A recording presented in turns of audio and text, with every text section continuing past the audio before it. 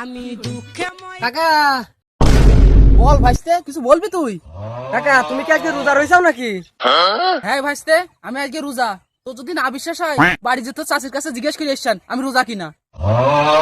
চাচা আমি চাষির কাছে কিছু জিজ্ঞেস করবো না, তুমি সত্যি যদি রোজা থেকে থাকো তাই সন্ধ্যাবেলায় তোমার ইফতারের দাওয়াত থাকলে আমাদের বাড়ি সন্ধ্যাবেলায় চল দিও। ও ভাইস্তে, আমি যাবার না ইফতার করতে। আমার সৌরভদের বাড়ি আজকের ইফতারের দাওয়াত আছে। ওরা খিচুড়ি, ঝাল মুড়ি, ভাজা মুড়ি অনেক কিছু দেবে। তুমি কি দিবিন না দিবিন? আমি যাবার না। ও আচ্ছা ঠিক আছে, আমি আরো আগে মসজিদে 2 হাঁড়ি খেচুড়ি দিলাম আর মনে করলাম বাড়ি আত্মীয় স্বজনের জন্য গরু বিরিয়ানি করবো, তাহলে ঠিক আছে আমার 1 প্লেট বিরিয়ানি বেঁচে গেল।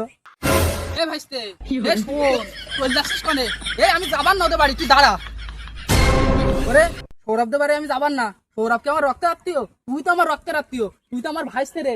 ওদের বাড়ি আমার বিচার করবা।